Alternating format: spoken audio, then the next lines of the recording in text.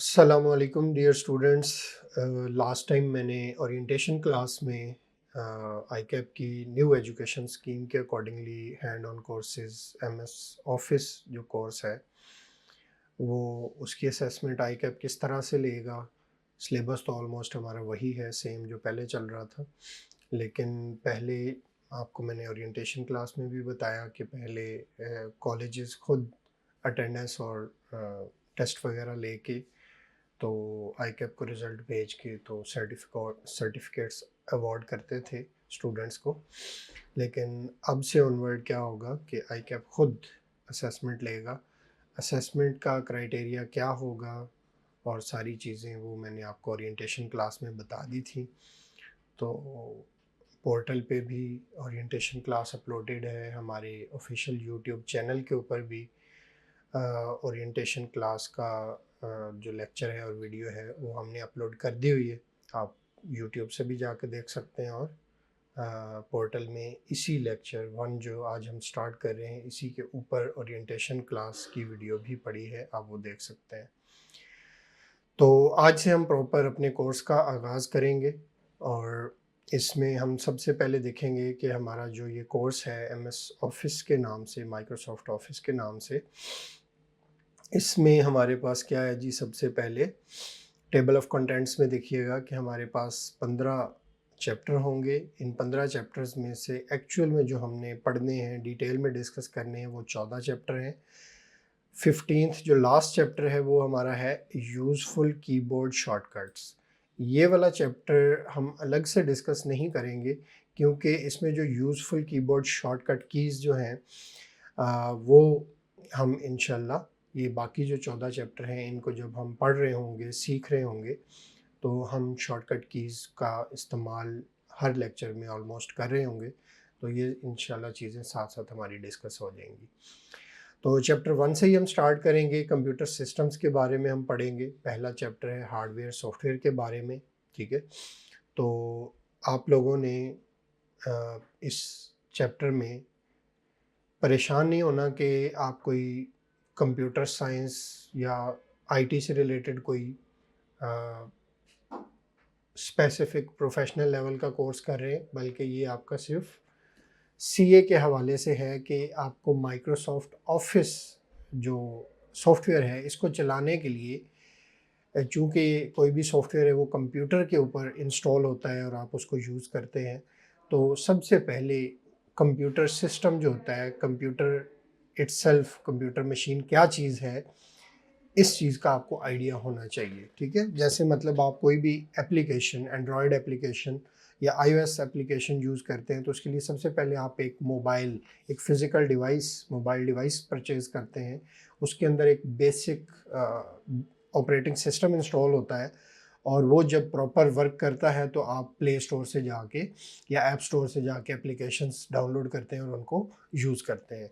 तो इसी तरीके से कंप्यूटर सिस्टम, सबसे पहली चीज़ कि ये कंप्यूटर मशीन, कंप्यूटर डिवाइस ये क्या चीज़ है, सबसे पहले आपको इसको समझना पड़ेगा, ठीक है। तो यहाँ मतलब ये है कि आपने सिर्फ कंप्यूटर की नो हाउ लेनी है, इसका बेसिक नॉलेज आपके पास होना चाहिए। लाइक कि कंप्यूटर क्या चीज़ है, सीपीयू किसको कहते हैं, प्रोसेसर क्या चीज़ होती है, रैम क्या चीज़ होती है, स्टोरेज डिवाइसेस क्या चीज़ें होती हैं, और सॉफ्टवेयर, कंप्यूटर का सॉफ्टवेयर क्या होता है और सॉफ्टवेयर की टाइप्स क्या होती हैं।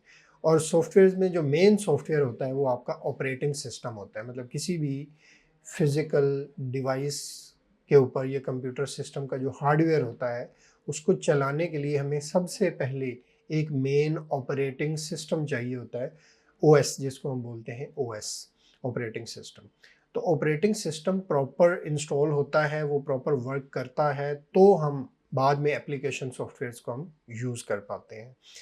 तो मतलब ये है कि ये चैप्टर थोड़ा सा आपको मुश्किल लगेगा, ये ड्राई लगेगा, थ्योरेटिकल होगा, लेकिन ये उस लेवल का मतलब इसके अंदर नॉलेज नहीं है कि आप परेशान हो कि पता नहीं हम कोई आईटी से रिलेटेड को पूरा सब्जेक्ट पढ़ने वाले हैं।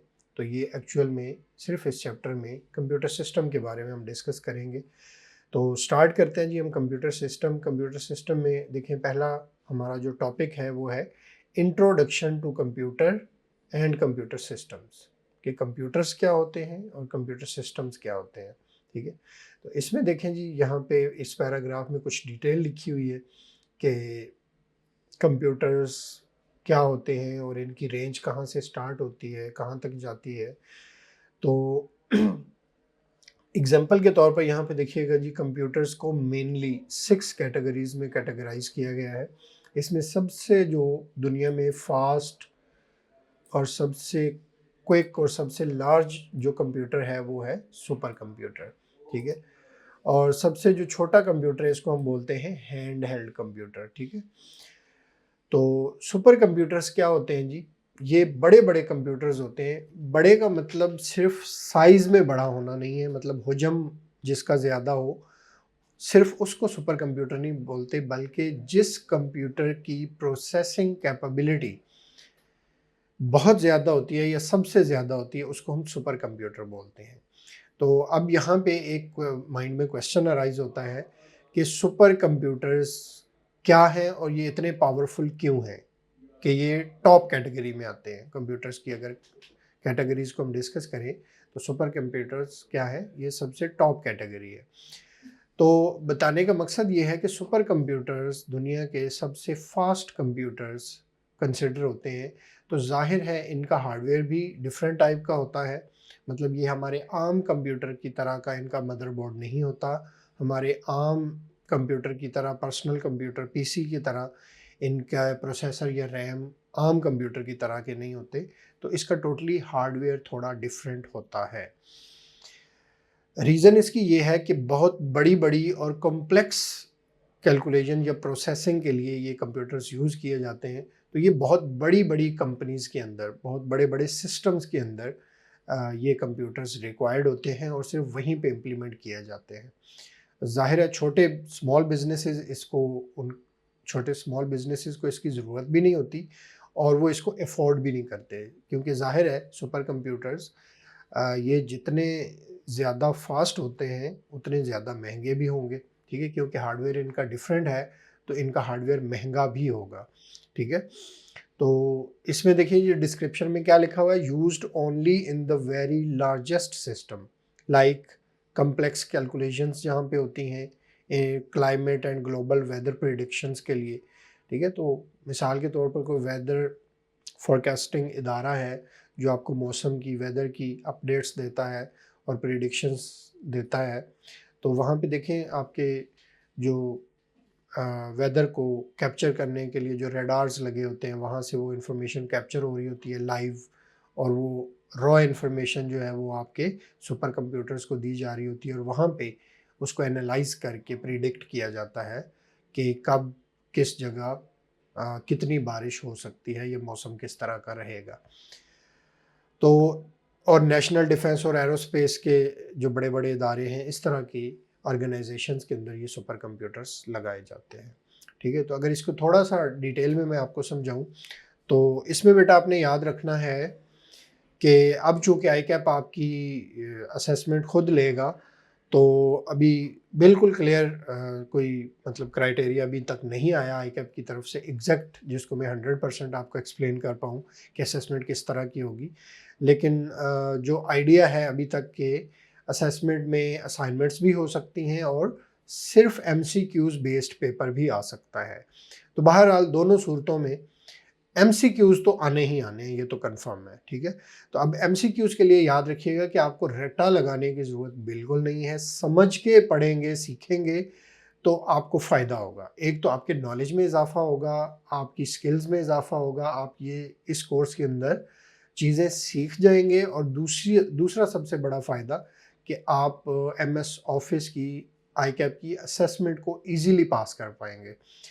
तो मतलब ये है मेरा बताने का कि जैसे मैं ये आपको कंप्यूटर की टाइप्स में पहली टाइप सुपर कंप्यूटर पढ़ा रहा हूँ, तो इसको आपने समझने की कोशिश करनी है। ठीक है, बजाय रटा लगाने के आप समझ के अगर इसको पढ़ेंगे, सीखेंगे, तो ये आपके नॉलेज में भी इजाफा होगा, और दूसरा इससे रिलेटेड कोई भी एमसीक्यू, कोई भी मल्टीपल चॉइस क्वेश्चन बन जाए, आईकैप बना दे किसी भी तरह का आपको कंफ्यूज करने के लिए, तो आप उसको इजीली उसका आंसर कर पाएंगे। ठीक है, अगर प्रॉपर समझ के पढ़ा होगा। ठीक है, तो रट्टा लगाया होगा तो कुछ चीज़ें आपको पता है रट्टे से नहीं होने वाली। रट्टा एक तो लगाना मुश्किल होता है कि बार-बार उसको रिपीट करना पड़ता है। समझ के पढ़ेंगे तो एक दफ़ा भी अगर आपने समझ के ये पूरा वीडियो लेक्चर ले लिया तो इंशाल्लाह आपको ये सारी चीज़ें समझ आ जाएँगी। ठीक है जी? तो सुपर कंप्यूटर्स दुनिया के सबसे फास्ट कंप्यूटर होते हैं। इनका हार्डवेयर डिफरेंट होता है, मतलब कि इसका आम कंप्यूटर के मुकाबले में इनके मदरबोर्ड्स बहुत अच्छे मदरबोर्ड होते हैं, जो ज़्यादा डाटा को मैनेज भी कर सकते हैं, ज़्यादा डाटा को प्रोसेस भी कर सकते हैं। और इसके एक-एक मदरबोर्ड के ऊपर ज़्यादा प्रोसेसर्स लगे होते हैं, ठीक है? जिसको हम सीपीयू भी कह सकते हैं, जो डाटा को प्रोसेस करते हैं। एक छोटी-सी चिप होती है मदरबोर्ड के ऊपर लगी हुई, जिसको हम प्रोसेसर कहते हैं। ठीक है, मल्टी कोर प्रोसेसर आजकल दुनिया में लेटेस्ट जो प्रोसेसर्स यूज़ हो रहे हैं इसको हम बोलते हैं मल्टी कोर प्रोसेसर्स, के बज़ाहिर देखने में एक ही चिप होती है फिज़िकल, लेकिन उस एक फिज़िकल चिप के अंदर डिफरेंट कोर्स होती हैं। डिफरेंट कोर्स का मतलब, मल्टीपल कोर्स का मतलब ये है, जैसे आप मोबाइल ख़रीदते हैं और आपको कहा जाता है कि इस मोबाइल के अंदर ऑक्टा कोर प्रोसेसर लगा हुआ है, तो अब ऑक्टा कोर प्रोसेसर का मतलब ये है कि फ़िज़िकली देखने में एक ही मदरबोर्ड के ऊपर एक चिप लगी होगी, प्रोसेसर चिप, लेकिन वो 8 कोर्स की चिप है। 8 कोर्स का मतलब ये है कि फ़िज़िकली एक प्रोसेसर एक्चुअल में 8 प्रोसेसर्स का काम कर सकता है। मतलब कि 8 डिफरेंट टास्क वो ईज़िली मैनेज कर सकता है। अगर आप 8 एप्लीकेशंस चला रहे हैं अपने मोबाइल में, तो आपकी हर कोर आपकी एक एप्लीकेशन को प्रॉपरली प्रोसेस कर पाएगी। उसको रन करने के लिए, उसके डाटा को प्रोसेस करने के लिए वो आपकी हेल्प कर सकती है।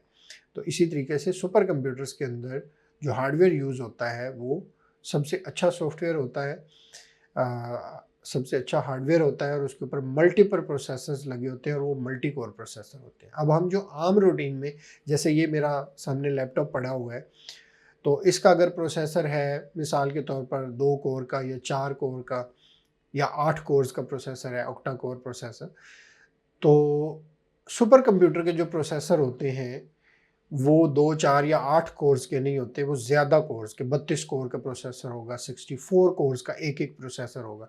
और फिर सुपर कंप्यूटर के एक-एक मदरबोर्ड के ऊपर इस तरह का एक प्रोसेसर नहीं लगा होता, मल्टीपल प्रोसेसर लगे होते हैं एक मदरबोर्ड के ऊपर। और सुपर कंप्यूटर के अंदर एक रैक के अंदर मल्टीपल मदरबोर्ड्स लगे होते हैं, और इस तरह के बहुत सारे रैक्स को आपस में इंटरकनेक्ट करके एक सुपर कंप्यूटर बना होता है।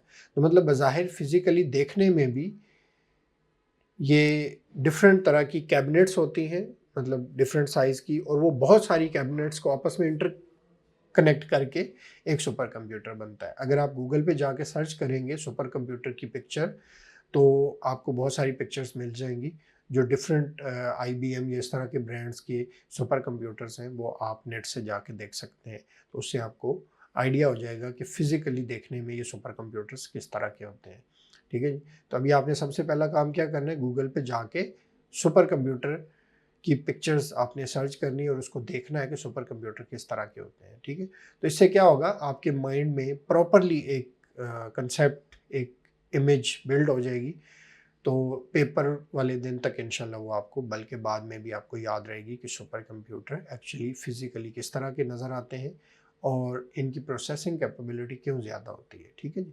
तो ये पहली टाइप मैंने ज़्यादा डिटेल में एक्सप्लेन की है ताकि आपको थोड़ा आइडिया हो जाए कि सुपर कंप्यूटर इतने ज़्यादा फास्ट क्यों होते हैं, क्योंकि उनका हार्डवेयर ही इस तरह का होता है। उसके मल्टीपल मदरबोर्ड्स होते हैं, एक-एक मदरबोर्ड पे मल्टीपल प्रोसेसर्स लगे होते हैं, रैम कैपेसिटी एक-एक मदरबोर्ड की बहुत ज़्यादा होती है, और इस तरह का बहुत ज़्यादा हार्डवेयर आपस में इंटरकनेक्ट करके एक सुपर कंप्यूटर बनता है।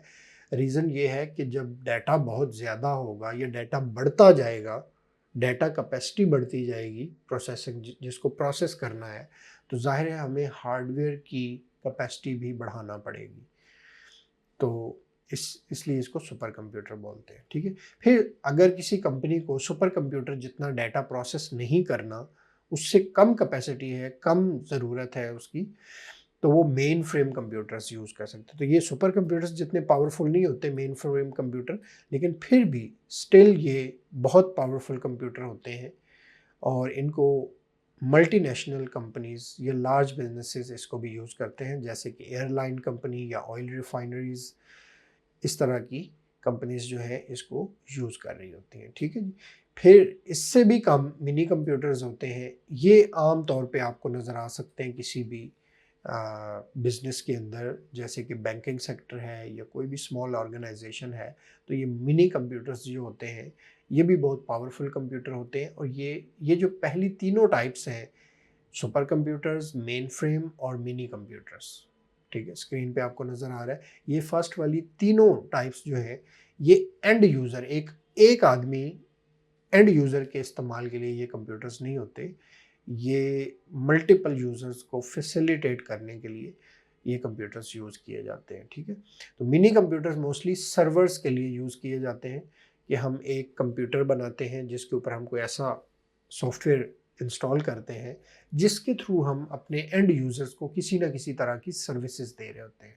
जैसे फाइल सर्वर कंप्यूटर की अगर हम बात करें, तो फाइल सर्वर क्या होता है जी, ऐसा कंप्यूटर जिसके थ्रू हम अपने एंड यूजर्स को फाइल स्टोर करने की सर्विसेज दे रहे होते हैं, उसको हम फाइल सर्वर बोलते हैं। इसी तरह ईमेल सर्वर होते हैं, ठीक है, वेब सर्वर होते हैं जिनके ऊपर वेबसाइट्स होस्ट की जाती हैं, इंटरनेट सर्वर होते हैं, प्रॉक्सी सर्वर होते हैं। तो ऐसा कंप्यूटर जिसके ऊपर हम कोई ऐसा ऑपरेटिंग सिस्टम, ऐसा सॉफ्टवेयर इंस्टॉल करें जिसके थ्रू हम मल्टीपल एंड यूजर्स को किसी भी तरह की सर्विसेज दे रहे हैं, तो उसको हम सर्वर कंप्यूटर बोलते हैं, ठीक है। नेटवर्किंग में एक टर्म यूज होती है client server computing. Client server computing का मतलब ये है कि नेटवर्क के ऊपर अगर एक कंप्यूटर को किसी भी तरह की सर्विसेज देने के लिए हम यूज़ कर रहे हैं तो उसको हम सर्वर कहेंगे, और बाकी जितने भी कंप्यूटर उस एक कंप्यूटर से सर्विसेज ले रहे हैं उनको हम क्लाइंट्स कहेंगे। तो इसको एक ऐसा एनवायरनमेंट, एक ऐसा नेटवर्क जिसके ऊपर एक कंप्यूटर सर्विसेज दे रहा है और बाकी सारे कंप्यूटर उससे सर्विसेज ले रहे हैं। जैसे कि हम ईमेल सर्वर की बात करें, तो ईमेल सर्वर हमने अपनी ऑर्गेनाइजेशन में, किसी कंपनी में हमने एक ईमेल सर्वर लगा दिया, तो अब सारे अपने हमने डिपार्टमेंट्स को और उसके यूज़र्स को कह दिया, एम्प्लॉयज़ को, कि जी ये आपका ऑफिशियल ईमेल आईडी है, हर बंदे का पर्सनल, मतलब ऑफिशियल जो है अलहदा सेपरेट, और आप इस क्लाइंट्स के साथ कम्युनिकेशन के लिए, कस्टमर्स या क्लाइंट्स के साथ कम्युनिकेशन के लिए आप ये ऑफिशियल ईमेल आईडी को आप यूज़ करेंगे। तो अब वो सारे हमारे जो एम्प्लॉयज़ हैं वो अपना अपना ऑफिशियल ईमेल आईडी जब लॉगिन करेंगे और उसके थ्रू ईमेल्स सेंड और रिसीव करेंगे, तो वो ईमेल्स जो है सेंड और रिसीव हो रही होंगी हमारे ईमेल सर्वर के थ्रू, ठीक है। तो वो जो एक कंप्यूटर है जिसके ऊपर हमने अपनी कंपनी की डोमेन का ईमेल, ऑफिशियल ईमेल का सारा सिस्टम, ईमेल सेंड करने का और रिसीव करने का इंस्टॉल किया हुआ है, कॉन्फ़िगर किया हुआ है, सेट किया हुआ है, वो हमारा ईमेल सर्वर होगा। तो इस इन्वायरमेंट के अंदर ईमेल सर्वर वाला कंप्यूटर हमारा सर्वर हो गया, और बाकी जो एंड यूज़र्स अपने कंप्यूटर्स पे बैठ के ईमेल सेंड और रिसीव कर रहे हैं वो हमारे क्लाइंट्स बन जाएंगे, ठीक है। तो ये मिनी कंप्यूटर्स मतलब लेस पावरफुल कंप्यूटर है जो मेन फ्रेम और सुपर कंप्यूटर से कम पावर वाला होता है। तो अब कम पावर वाले का मतलब ये है कि इसका हार्डवेयर सुपर कंप्यूटर या मेन फ्रेम कंप्यूटर के हार्डवेयर के जैसा नहीं होगा, मतलब उतना पावरफुल नहीं होगा। उस इसके ऊपर इतने पावरफुल मदरबोर्ड और इतने पावरफुल सीपीयूज़ और इतनी ज़्यादा कोर्स वाले प्रोसेसर और इतनी ज़्यादा स्टोरेज कैपेसिटी वाली रैम नहीं होगी, ठीक है, कम कैपेसिटी वाली होगी। तो ज़ाहिर है इसका फ़ायदा ये होता है कि एक तो ज़रूरत से बहुत ज़्यादा महंगा हार्डवेयर और ज़्यादा प्रोसेसिंग कैपेबिलिटी वाला हार्डवेयर अगर मुझे ज़रूरत ही नहीं है, तो मैं उस पे एक्स्ट्रा पैसे क्यों खर्चूँ, ठीक है? ये कंपनी उस पे एक्स्ट्रा कॉस्ट क्यों बियर करे? तो इसलिए जिस ऑर्गेनाइजेशन की रिक्वायरमेंट है सुपर कंप्यूटर की, वो सुपर कंप्यूटर यूज़ करे, जिसकी मेन फ्रेम से जिसका काम चल जाएगा वो मेन फ्रेम यूज़ करे, और नॉर्मली हम सर्वर्स खास तौर पे बनाने के लिए मिनी कंप्यूटर्स को यूज़ करते हैं, ठीक है जी। फिर लास्ट में 3 जो टाइप्स हैं ये एंड यूज़र पीसीज होते हैं, डेस्कटॉप कंप्यूटर्स जो होते हैं जिसमें एक सीपीयू और साथ हम मॉनिटर अलग से मैनेज करते हैं, इसको हम डेस्कटॉप कंप्यूटर्स बोलते हैं, पर्सनल कंप्यूटर बोलते हैं। फिर लैपटॉप्स वगैरह, नोटबुक्स वगैरह आ जाती हैं, और लास्ट पे हमारे आ जाते हैं जी हैंड हेल्ड कंप्यूटर्स, ठीक है। हैंड हेल्ड कंप्यूटर्स का मतलब जैसे हमारे मोबाइल डिवाइसेस वगैरह हैं जो पॉकेट में आ जाती हैं, मतलब छोटे छोटे कंप्यूटर्स जिनको हम पॉकेट में या किसी भी चीज़ में डाल के हम इजीली कैरी कर सकते हैं, जो मूवेबल होते हैं, पोर्टेबल होते हैं, ठीक है। तो लास्ट वाली 3 टाइप्स कौन सी हैं? एंड यूज़र कंप्यूटर्स, और स्टार्ट वाली टॉप वाली तीनों टाइप्स हैं जो मेन बड़े-बड़े कंप्यूटर्स होते हैं, जो एंड यूज़र के लिए, एक अकेले आदमी के इस्तेमाल के लिए यूज़ नहीं होते। ये पावरफुल कंप्यूटर होते हैं, ये किसी न किसी तरह की सर्विसेज देने के लिए या कोई ना कोई बड़ा काम करने के लिए यूज़ होते हैं, ठीक है। तो होपफुली आपको ये कंप्यूटर सिस्टम्स का कंसेप्ट समझ आ गया होगा कि पूरी दुनिया के अंदर जो कंप्यूटर यूज़ हो रहे हैं, उनकी 6 कैटेगरीज़ हैं, ठीक है। 6 कैटेगरीज़ में उनको डिवाइड किया जाता है, और 6 कैटेगरीज़ में सबसे टॉप कैटेगरी कौन-सी है और सबसे लोएस्ट, सबसे छोटी कैटेगरी कौन-सी है, ये हमने डिस्कस कर लिया। तो बताने का मकसद ये है कि आपने अब देखें एक छोटा-सा कंसेप्ट हमने डिस्कस किया कि कंप्यूटर, दुनिया के सारे कंप्यूटर, मतलब दुनिया में जितने भी कंप्यूटर यूज़ हो रहे हैं, उनकी अगर हम टाइप्स की बात करें, कैटेगरीज़ की बात करें, तो 6 कैटेगरीज़ हैं कंप्यूटर्स की। तो आपने इस कंसेप्ट को समझ लेना है बस, रटा लगाने की ज़रूरत नहीं है। समझ लेंगे और ज़हन में बिठा लेंगे इंशाल्लाह, तो पेपर में इससे रिलेटेड कोई भी क्वेश्चन बन जाए, आप उसको ईज़िली आंसर कर पाएँगे उसका, ठीक है। एमसीक्यूज़ होंगे, टाइम भी ज़ाहिर है कम होता है एमसीक्यूज़ में, एमसीक्यूज़ बेस्ड पेपर जो सीबी एग्ज़ाम्स होते हैं।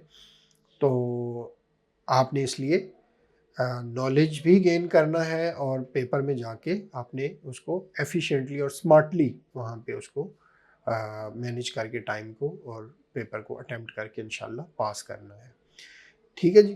तो वीडियो लेक्चर में किसी भी चीज़ की अगर समझ ना आए तो आप रिवाइंड करके दोबारा जो मैंने बताया है वो आप दोबारा सुन सकते हैं, समझ सकते हैं, लेकिन एक ही दफ़ा कंसेप्ट को अच्छे तरीके से समझ लें, और फिर फाइनली इंशाल्लाह पेपर में जाने से पहले आप पूरा एक दफ़ा पूरे एमएस ऑफिस के कोर्स को रिवाइज़ कर लेंगे, ठीक है। कुछ इंशाल्लाह आपको मैं पोर्टल के ऊपर जो है वो टेस्ट भी होंगे चैप्टर वाइज़, इंशाल्लाह 14 चैप्टर हैं तो 14 हमारे 14 टेस्ट भी होंगे।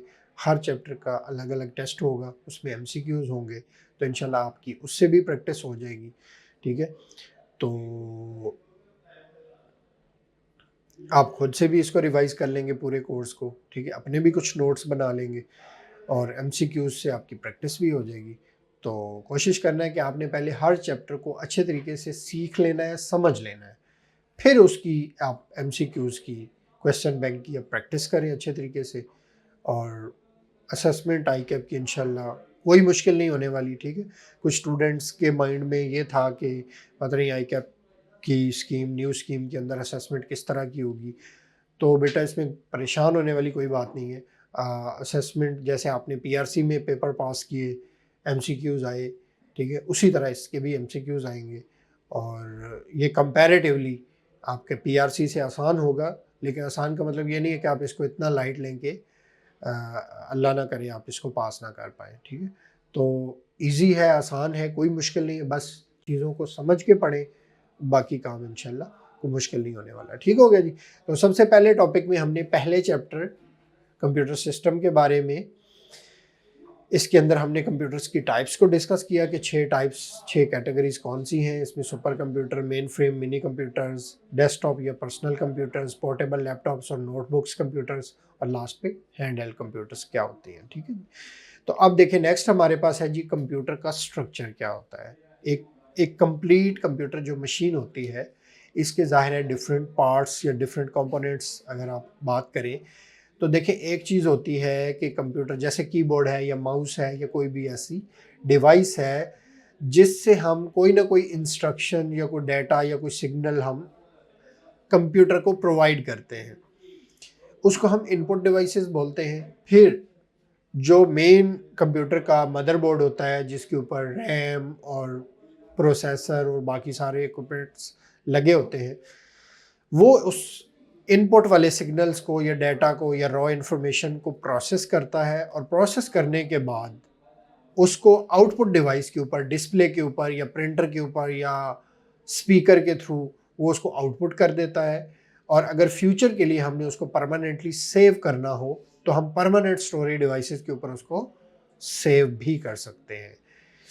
ठीक है। तो स्टोरी डिवाइसेस की भी डिफरेंट टाइप होती हैं, जैसे रैम हमारी टेम्परेरी स्टोरी डिवाइस होती है, वोलेटाइल बाय नेचर होती है, तो उसके ऊपर से डाटा कंप्यूटर अगर बंद हो जाए तो रैम का डाटा भी डिलीट हो जाता है फ़ौरन। जबकि हार्ड डिस्क या परमानेंट स्टोरेज डिवाइस कोई भी है, उसके ऊपर जो हम डाटा स्टोर करते हैं वो परमानेंटली स्टोर रहता है, जब तक कि हम खुद उसको फोर्सफुली डिलीट नहीं करते या हार्ड डिलीट नहीं करते, वो उसके ऊपर अवेलेबल रहता है, कभी भी फ्यूचर में हम उसको यूज़ कर सकते हैं। ठीक है जी। तो मतलब ये है कि इनपुट, आउटपुट, स्टोरेज और प्रोसेसिंग, ये चार चीज़ों को मिला के कंप्लीट कंप्यूटर सिस्टम बनता है। ठीक है जी। तो ये आपने पहले भी आपने ये कंप्यूटर का स्ट्रक्चर तो पढ़ा ही होगा, ठीक है, बचपन में किताबों में। तो अब इस चैप्टर के अंदर हम, या इस कोर्स के अंदर हम थोड़ा सा इसको टेक्निकली और डिटेल में, मतलब थोड़ा प्रोफेशनल लेवल पे डिस्कस कर रहे होंगे, तो थोड़ा सा डिफरेंट होगा ये आपका। जो आपने पहले पढ़ा हुआ है वो तो है simple input output devices, storage devices, लेकिन यहाँ पे डिटेल शायद थोड़ी सी हम ज़्यादा उसको डेप्थ में डिस्कस कर रहे होंगे। ठीक है जी। तो इनपुट आउटपुट डिवाइसेस मैंने आपको बता दिया, आगे डिटेल में भी आएगा। तो सीपीयू क्या चीज़ है जी? सीपीयू, अब देखिए, अगर हम डेस्कटॉप कंप्यूटर की बात करें तो वो जो एक ब्लैक बॉक्स होता है जिसके अंदर मदरबोर्ड लगा होता है और हार्ड डिस्क या एसएसडी, कोई भी स्टोरेज डिवाइस या रैम वगैरह लगी होती है, उसको भी हम सीपीयू बोलते हैं। लेकिन टेक्निकली सीपीयू मदरबोर्ड के ऊपर लगा वो प्रोसेसर है जिसने डाटा को एक्चुअल में प्रोसेस करना होता है, जिसको हम ब्रेन ऑफ कंप्यूटर बोलते हैं, जो कंप्यूटर का दिमाग होता है। ठीक है। तो मोस्टली सीपीयू हम बोलते हैं प्रोसेसिंग चिप को, ठीक है, प्रोसेसर को, सेंट्रल प्रोसेसिंग यूनिट, ठीक है, जहाँ पे एक्चुअल में कैलकुलेशंस हो रही होती हैं। ठीक है।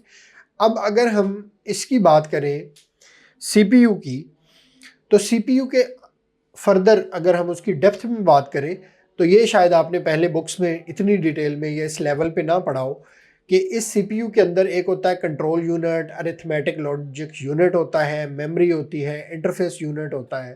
ठीक है। तो मतलब ये उसके अंदर का आर्किटेक्चर क्या है, कंट्रोल यूनिट के डाटा कैसे आएगा, प्रोसेस कैसे होगा, वापस कैसे जाएगा प्रोसेस होने के बाद, ये सारी चीज़ें, मतलब पूरी प्रोसेसिंग को कंट्रोल कौन करता है? कंट्रोल यूनिट करता है।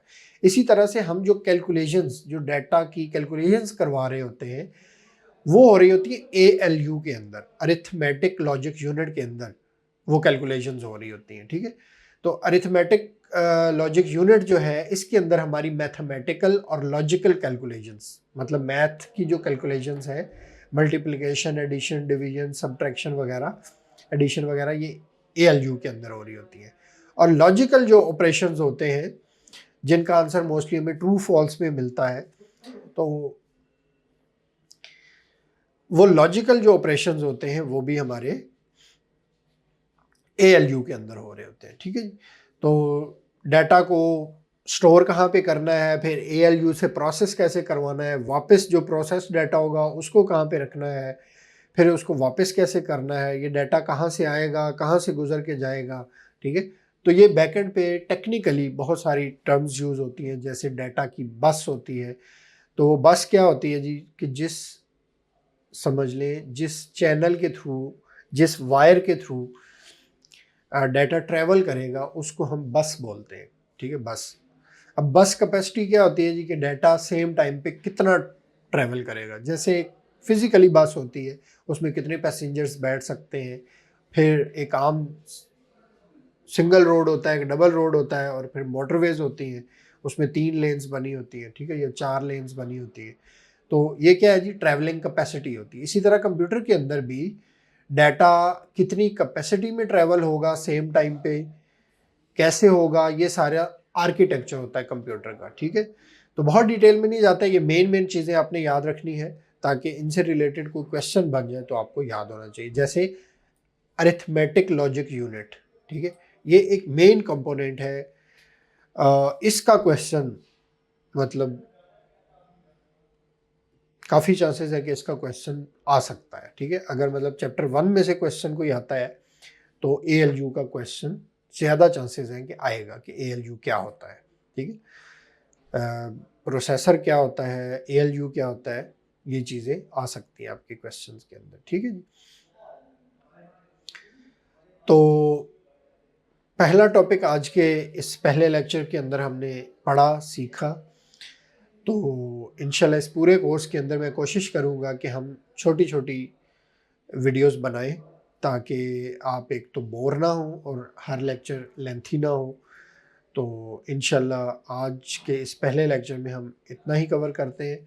अगले लेक्चर में इंशाल्लाह अगला टॉपिक हम कवर करेंगे, हार्डवेयर और सॉफ्टवेयर के कंपोनेंट्स क्या होते हैं। ठीक है, हार्डवेयर में जैसे हमने इनपुट आउटपुट डिवाइसेस पढ़ी, स्टोरी डिवाइसेस का हमने इंट्रोडक्शन मतलब नाम पढ़ा खाली, आगे हम इसको डिटेल में भी डिस्कस करेंगे। और फिर सॉफ्टवेयर्स क्या होते हैं और उसके डिफरेंट टाइप्स या कंपोनेंट्स क्या होते हैं, इंशाल्लाह अगले लेक्चर में हम इसको पढ़ेंगे। और होपफुली हमारा ये हार्डवेयर सॉफ्टवेयर वाला जो मेन इंट्रोडक्टरी पोर्शन है ये कंप्लीट हो जाएगा। फिर उससे अगले लेक्चर में हम विंडो ऑपरेटिंग सिस्टम के बारे में इंशाल्लाह थर्ड लेक्चर में डिस्कस करेंगे। तो इस लेक्चर में इतना ही।